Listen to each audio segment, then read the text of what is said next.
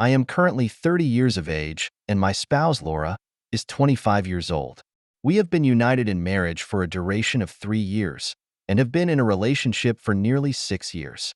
We do not have any children or substantial assets to our name. In fact, our checking account has more debt than it does cash. We are tenants, residing in a rented home, and I serve as the main provider for our household, earning approximately $4,000 per month. In comparison, Laura's income is around $1,500. I exert myself to the utmost to provide Laura with the lifestyle she has become accustomed to, and now I am confronted with a situation that is difficult to comprehend. My colleagues at work have formed a close-knit group. One of my coworkers extended an invitation for me to participate in a recreational soccer league, and I have been an active member of this league for the past 2 years. Laura would make it a point to attend every match, which I interpreted as her way of showing support for me. However, there was a lingering suspicion in my mind that her attendance was motivated by the availability of alcoholic beverages at these events. Typically, I would consume alcohol in moderation during these gatherings, but Laura, as an observer, would often indulge to the point of becoming quite relaxed, and would then return home with me following the conclusion of the game. Post-game, a group of us would often socialize at various locations, which alternated between our residence, a local bar, or a pizzeria. Well, a couple of weeks ago, a group was planning to get together at one of the guys' houses, an hour away. I told him I couldn't go because I had work early the next morning. On the ride home, Laura texted one of the guys I considered a buddy, asking him to give her a ride to the party. She then asked me if it was okay for her to go. I said no. I had work in the morning, and I wanted to be with her that night. She gave me the silent treatment, clearly angry and drunk when we got home. A car pulled up in front of the house. It was my buddy. Laura had decided on her own to go to the party. I was furious. I went to my buddy's car and told him I wasn't okay with this, and that he should leave, but Laura got out of our car and into his. They drove away. In my rage, I plugged in the old iPad I had bought for her years ago. It was old, but I knew it was connected to her messaging and social media accounts. I saw exactly where she was and tried to stay up, but I eventually fell asleep around 3 a.m. She still wasn't home when I woke up the next morning. She was in our bed. I didn't know when she had come home. I got ready for work and left without waking her or kissing her goodbye, the first time that it ever happened. I wanted her to know I was pissed before leaving. I grabbed the iPad and threw it in my briefcase. At work that day, after a meeting and a few phone calls, I pulled out the iPad. It lit up with a notification from a messaging app. Buddy is typing. I opened the app and saw a horrific exchange of messages that were supposed to self-destruct, but this app version must have been outdated because I was able to witness their conversation in real time. My buddy was making references to them having sex and how much fun the other guys had last night. I nearly lost it, but then it got worse. I watched as my wife instructed my buddy to send her a video of him masturbating, which he obliged. I unfortunately witnessed the whole thing. I ran out of my office into the bathroom and vomited profusely. I was shaking from what I had just seen and got permission to leave work for the day after taking several hours to calm down. I was legitimately afraid I might hurt someone or myself. I drove home to find her still sleeping in our bed. I put my stuff down and asked her to come downstairs. I sat across from her and asked her to tell me in detail everything that happened the night before. She did, but omitted any mention of sexual activities. Just drinking, playing pool, and talking. That was it. I then asked her when she had last spoken with my buddy. She said she had messaged him back and forth a bit that morning, but nothing significant. Then I dropped the bombshell. Would your story change if you knew I watched the entire conversation you had with him this morning? She burst into tears, and the first thing out of her mouth was, "Are you leaving me?" She came clean, telling me she couldn't remember everything clearly, but she admitted she had sex with my buddy and another teammate the previous night. She said that's all she could remember, but added there might have been more guys. I was disgusted. I asked if this was the first time, and surprisingly, she told me there had been other instances, one even in our house while I was sleeping upstairs. That was it. I was so numb. I helped her pack a bag, and she left to stay with her family, pleading with me not to tell anyone. Now I'm alone in this horror story, 2 weeks out from discovering the truth, with no idea what to do. I hope I don't have the worst discovery day, D-Day, experience But it's hard to imagine anything worse than catching your wife in a gangbang scenario with guys you've welcomed into your lives and realizing it's been going on for months, with at least one of them. Now she wants to blame it all on alcohol, swear she's going to start AA, and go through couples therapy. She wants us to come out of this together. I think it's too late, but I feel the full range of emotions, including guilt. I don't know why I have a meeting with an attorney tomorrow, and I'd like to think I'm making the right move. No matter how broken she is over being an alcoholic and really wanting to work this out, I can't even talk to her without imagining her as the center of a sickening scene. I can't trust her. I'm disgusted by her repeated actions. I deserve a heck of a lot better than that. I'm not perfect, but why in the hell do I feel so guilty? There's no reconciling this, right? I'm not the bad guy, am I? Any support or words of wisdom would be greatly appreciated, but it's not easy to just stop caring about someone you love, even after being completely and fully blindsided. Please take it easy on me before we get into the next update. I can assure you that I am not the bad guy. I don't accept alcohol as an excuse either. She cheated multiple times with multiple people and kept it from me. She's only sorry because she got caught and now realizes her actions have consequences. Even if I could deal with the cheating, I couldn't deal with the lying and secrets. That's where the trust really dies, in my opinion. I asked her outright what happened that night, and she offered no information until I said that I saw the messages. I'll get the best lawyer I can and tell my family about what I'm going through. I need their support and someone to talk to. All right, first update. Unfortunately, this situation has gone from horrific to unbelievably evil.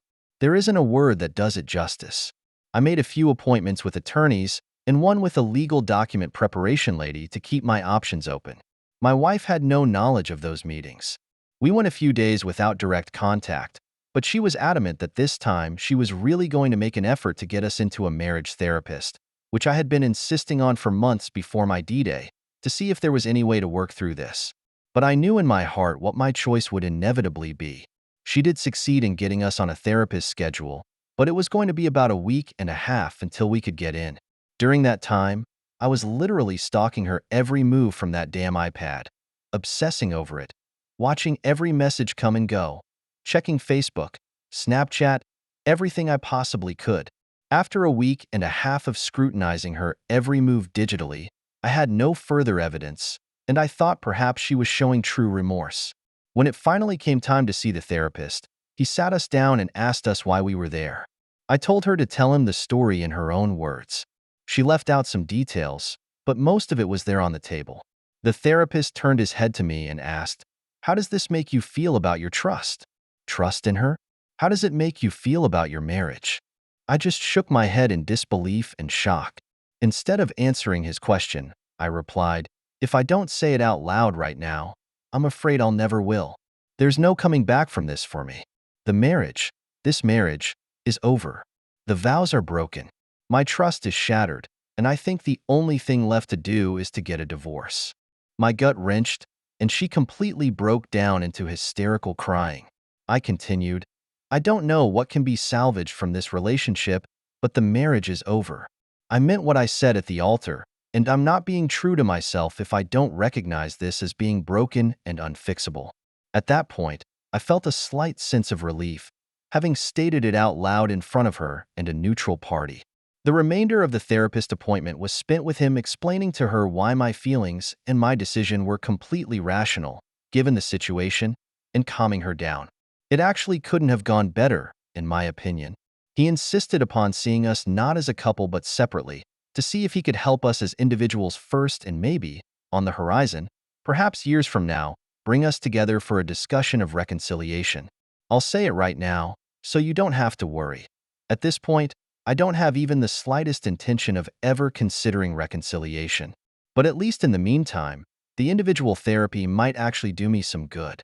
Now, before I continue, I knew at this point I was about to embark upon a legal journey, which if not amicable, could be disgustingly ugly and financially devastating to me, the breadwinner in a no-fault state. The overarching point of the legal process is that I have to keep things amicable right now. Let's fast forward roughly a week and a half. By now, we've both had at least one individual therapy session, And her narrative to her entire family is that we're ending the marriage because of the breaking of vows, but we're both trying to heal ourselves right now. Still staying with family. I continue my obsession with constantly searching her digital presence for any sign that she was continuing her disgusting habits. As many of you had suggested, she would not, saying it's your fault. I would have been searching anyway. It wasn't until one night last week that I realized there was a place I hadn't checked, the App Store. I went to the app download history of the iCloud account and saw that almost 2 weeks prior to that evening, she had downloaded a secret texting app onto her phone. My gut wrenched. I realized in one foul swoop that this entire time, she had gone out of her way to hide some sort of messaging from me, knowing that I had her iPad, which she insisted upon me keeping so I could begin to trust her again. But I really think to this day that she didn't realize that an app downloaded on one iCloud device can be seen in the history from the iCloud connected device. I needed to know what the communications were within that app. I wasn't even in control of my body, thinking back to those moments. I downloaded the app onto her iPad, tried a few of her most common login combos, and voila, the truth. She not only had been messaging Buddy on this app since after our first therapy appointment together, but they had been continuing to have sex with one another during times when she knew I'd be out of the area. I puked, I cried. It was 3 o'clock in the morning on a weeknight. I went into the restroom and started grabbing all the prescription strength medications I could find. I went back into my room with an overflowing handful of assorted pills that, without a doubt, would have been effective in ending my life.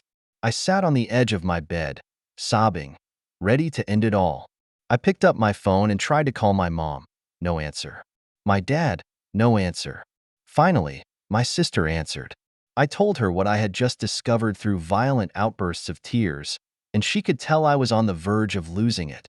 She didn't know I had the pills in my hand, but she insisted on keeping me on the phone, albeit in the middle of the night, until I had calmed down.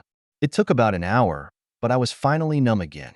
After hanging up the phone, I went back into the bathroom, poured the pills back into one of the bottles, washed my hands, and returned to bed to try to get at least a couple of hours of sleep. That never came. As hours passed, I realized I needed to go to work. I couldn't stand to be in that house or in that moment any longer. As I got dressed, I threw the bottle of pills into my briefcase along with the iPad, both of which I promptly gave to my most trusted coworker upon arrival at the office. I asked him to lock them up in his desk and not return them to me, no matter what. No questions asked. He obliged and gave me an understanding pat on the shoulder as I walked away. So now I've done it. I got what I was searching for. Undeniable proof that not only is my wife a cheater, but she's also a cold-blooded liar. I struggled for days on end, trying to decide what to do with the information. On one hand, I wanted so badly to call her out to every possible family member, friend, or acquaintance and let the whole world know what she truly is, what she had done, and what she was continuing to do. But I couldn't. I already had the process underway for ending the marriage, but there was still a time window where she could choose to get nasty and make it costly. As days went by and more texts, calls, and attempts to communicate with me went unanswered, she finally went out of her way to stop by and check on me. I nearly lost it completely during the encounter. I was vague and seemingly indifferent to her. I didn't know exactly what to do. It wasn't until she lost her temper and started yelling at me for acting weird that I gave her a chance and asked her point blank, "Have you had any contact with Buddy whatsoever since that night?" Her response, "No, I blocked him on everything." I asked again, "Are you sure about that?" She adamantly proclaimed that she hadn't, that he was gross, and she would never do that to me. She could never do that to me. Then I dropped the bomb. "So what about this app and what about this video I took on my phone of that app showing the conversations you two have been having this whole time? The pictures you've sent to one another? The plans you've made to sneak around based on my daily schedule?" She collapsed onto the ground, sobbing, crying, and begging me for what I don't know. I kept my tone indifferent. "So here's what's going to happen. I'm not going to tell anyone about this, and in exchange, you're not going to fight me at all about anything in the divorce process. I'm going to be fair, even though I shouldn't have to be, but you're going to be served with the divorce papers, and then do nothing with them, otherwise people will have to know about this situation and why it is that I'm being so unreasonable. Your choice." She left, and 2 days later, she was served. Since that day, I've kept my word and haven't told anyone outside of my immediate family members. But I know for a fact, using my iPhone, that she has visited him every single night since then at the house where he lives with his mother. Her family thinks she's going to Alcoholics Anonymous meetings every single night, but my screenshots of her location during the meetings prove otherwise. Seriously, why the hell hasn't she changed her iCloud password? I don't know why I keep compiling the evidence, but I do. I struggle right now with the anxiety of waiting for this period of time to pass until her right to fight me in court has expired, all the while knowing her family thinks she's on the right path when that couldn't be further from the truth. In fact, she's lying to every single one of them. What hurts me the most right now is the injustice of it all. She gets to be around people, her family, and act like everything is on the up and up every day, then run off each night to have sex with him, sneaking home in the middle of the night to keep up appearances. Meanwhile, I go to work each day, head home to an empty, mentally haunting house, and experience how it truly feels to be alone in every sense of the word. I'm past the feelings of ever considering self-harm, but these are dark days nonetheless. I'm taking everything hour by hour, day by day, until the day comes that I have the reassurance of knowing I'll make it out of this hell without my finances being destroyed and can officially leave her in the dust. What I'll do from there, I truly don't know yet. I'm just trying to survive until that moment comes. All right, time for the second update. At long last, my divorce is official. No more need to hide out. After waiting the absurdly long 6 months and one day cooling off period to see if my ex-wife lawyered up without me knowing, it's done. I've gone completely no contact, and I feel like I'm finally able to start progressing forward in my life. I followed the advice of many kind people who suggested that I give her back the iPad and sever any ties to devices and accounts that would allow me to obsess over what, where, and who she was doing. I knew enough. I knew what I wanted. Out of my approach to the divorce process, I may have hurt me more emotionally in the long run, but it didn't hit my pocketbook with nearly as much long-term impact, and it all seemed to make sense in real time as this transpired at an agonizing snail's pace. After coming to terms with the fact that this woman could never be trusted again in my life, I knew that I had to be rid of her. But I wasn't going to pay her month over month for half the length of the marriage, to the tune of roughly $2,000 a month in spousal support. We didn't have children together, for crying out loud, as my state would have had me do, being a no-fault divorce state and me being the breadwinning spouse. No way, no how, was I paying her a cent for what she had done to me. So, I got angry, gave it some thought, and devised a plan to get out of this marriage and away from her as quickly and fully as possible. Looking back, I am not proud of the tactics I used to navigate my divorce, but it worked out in the end. How, however, I do feel my integrity or moral high ground may have taken a hit, a matter of opinion, I suppose. From my point of view of fault and responsibility, my actions were molehills compared to the mountains of mistrust, hurt, and anguish she caused me. I already had the divorce papers prepared and submitted to the county, but was awaiting their confirmation. I kept this from my wife, who was still living with her family. She was never welcome to stay in my home ever since I first made her leave. I had arranged a few times for us to meet up and talk. I wanted to convince her that somehow, some way, I still wanted to try to find a way to salvage the relationship. A complete lie. My real intention was to keep her in the dark about the divorce proceedings and her potential right to contest and demand spousal support by pretending to work on the relationship. I bought myself enough time to get through the cooling-off period and finalize the divorce without her fighting me on financial grounds.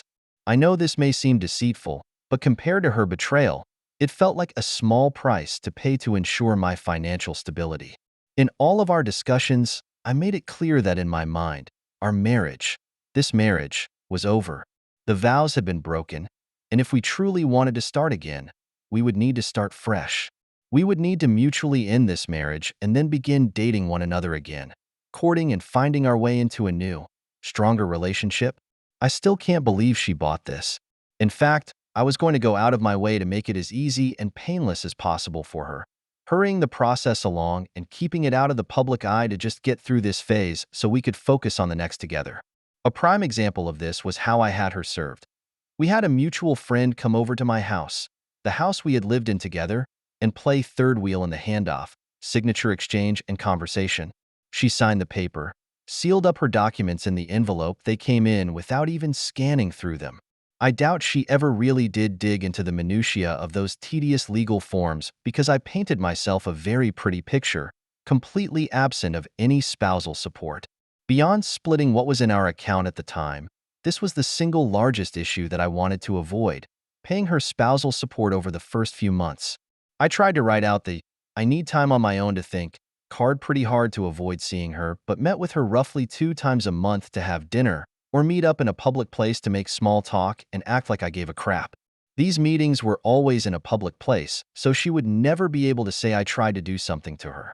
I kept up appearances, played her on, made her feel like I was truly working through my emotions and coming to grips with what happened and seeking the ability to forgive so we could reconcile, when I had absolutely no intentions of doing so. By keeping her looped in, I was able to cleanly remove her from my bank accounts with her actual assistance in doing so, have her removed from the lease, and even got all of her possessions moved out of our house into a storage unit. I convinced her that we would get a new place together, and having her stuff out of the house would make the house feel a lot less haunting to me as I healed. Lying to her and keeping her in this state of submission and cooperation made all the difficult separation tasks insanely easy, and she thought she was doing the right thing for us. This strategy got me through about 4 of the 6 months I needed to get through until I reached the light at the end of the tunnel. It wasn't until sometime in early month 4 that I received a text message from a family member she was living with, asking if we were still working things out. This family member knew about Buddy and the truth of the story, but to keep up my reconciliation charade, I replied with a yes. Why? I received back a picture of my wife and Buddy having dinner at a restaurant a city away, with a follow-up text saying, "This is happening right now."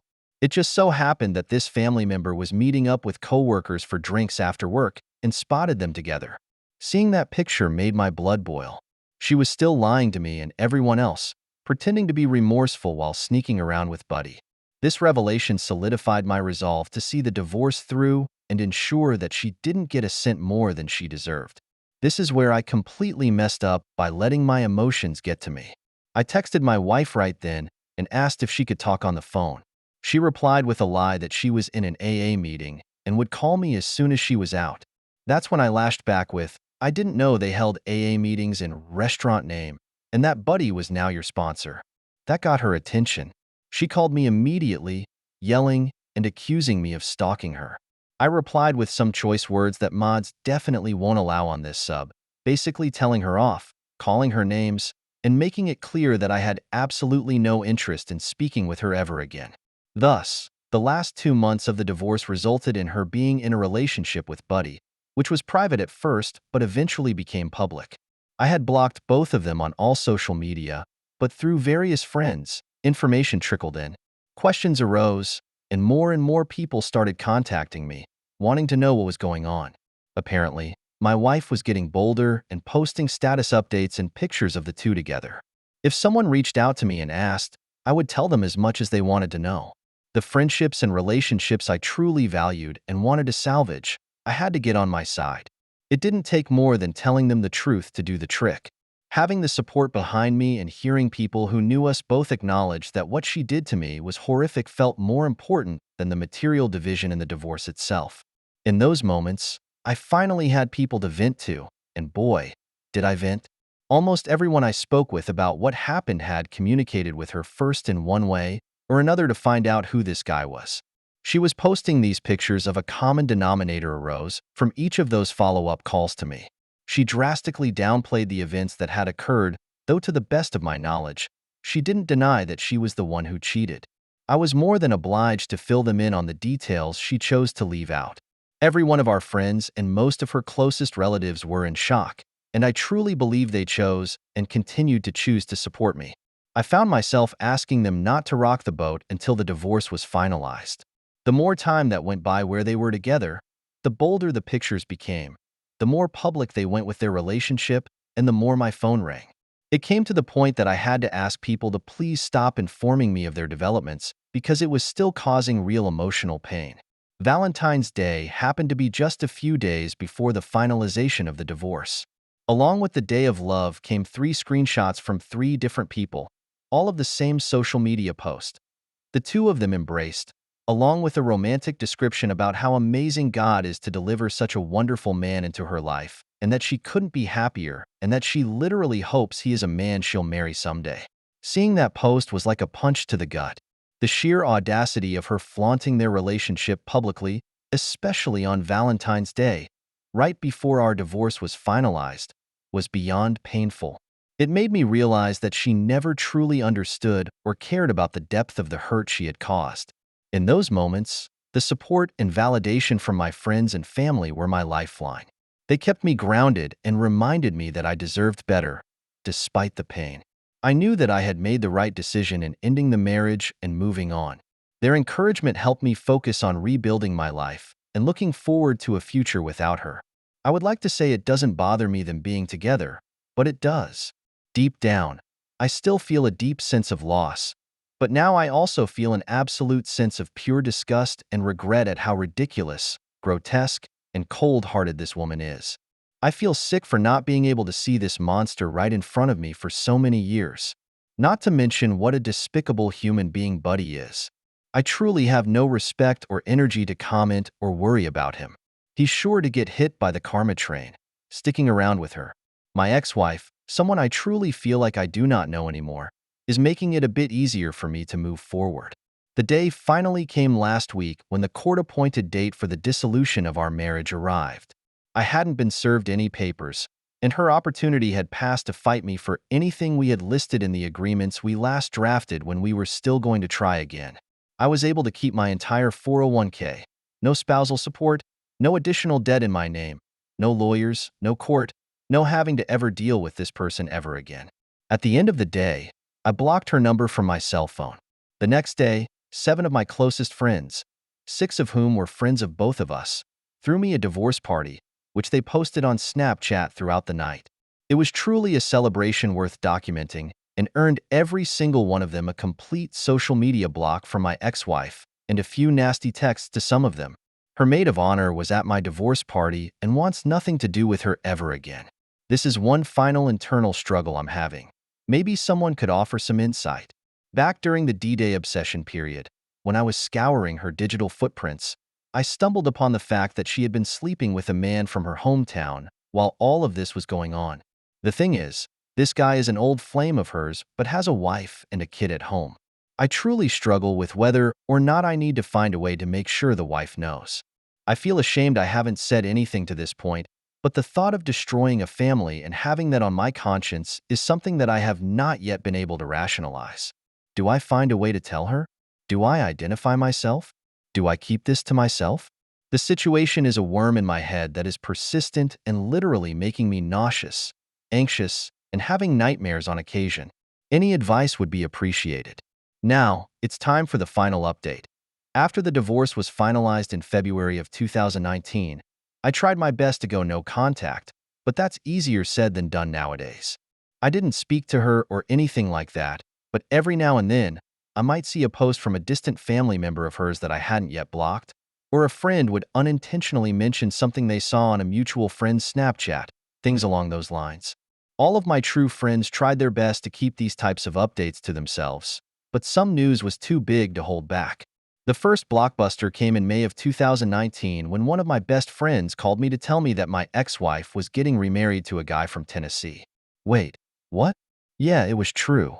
My friend's husband had yet to block my ex-wife on Facebook and was able to take screenshots of the events that transpired leading up to the big news. Mind you, this all took place between March of 2019 and July of 2019. Apparently, Buddy and she didn't last too long after the divorce was finalized. I don't know the specifics about that or how it ended.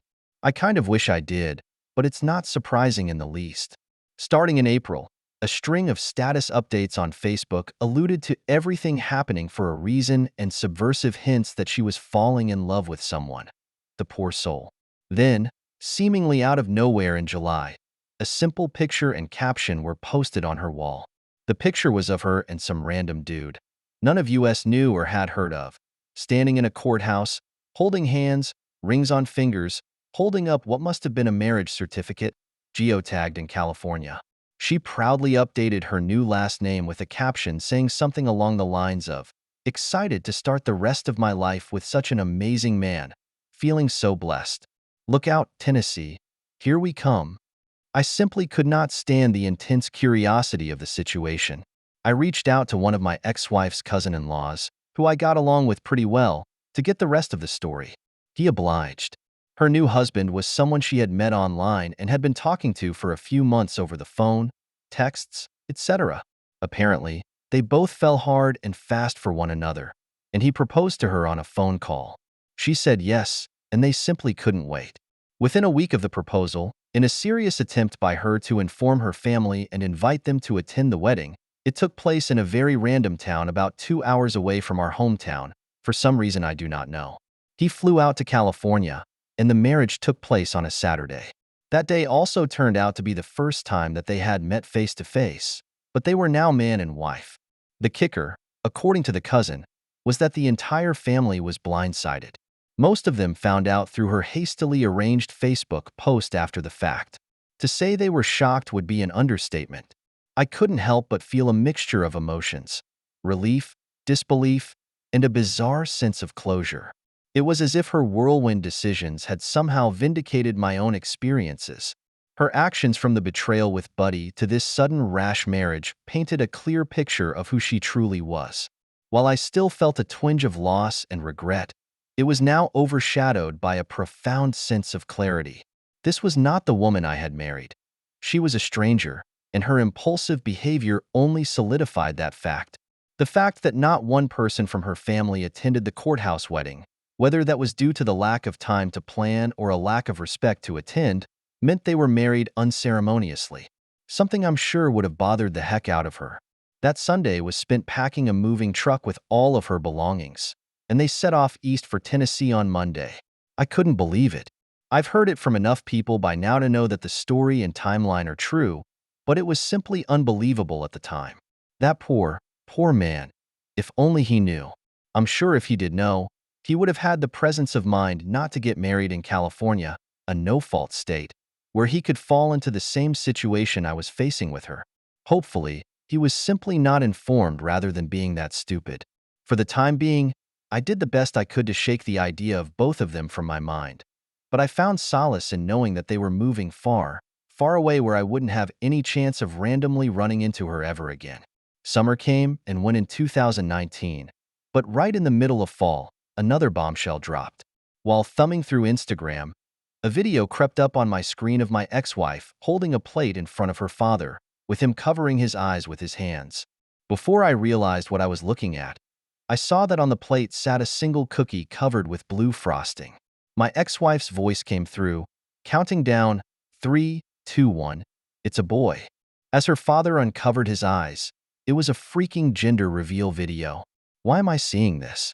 Her mother had just created an Instagram account, completely public, and posted this video of her husband's excitement. Apparently, Instagram's algorithm thought I'd like to see this video from someone I may know. I completely lost it. That was actually a really bad set of days and sleepless nights.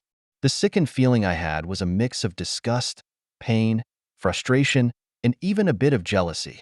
One of my great aspirations in life is to become a father, and had all this not happened on her previous timeline, this very well could have been the time that we had a child together. It could have been my child. I could have been the one becoming a father. I'm 32 years old now.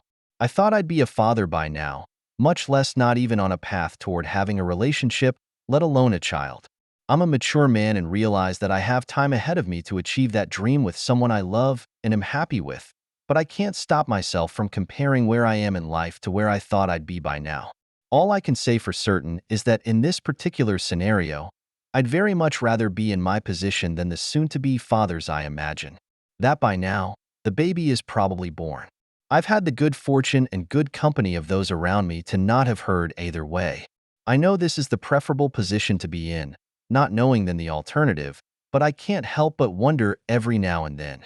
The good news is that when I really think about it, there are more and more days now that she and her dumpster fire of a life do not cross my mind whatsoever, and I consider that progress. There still are bad days, which are made exponentially worse by random reminders like that video, but I'm learning to cope.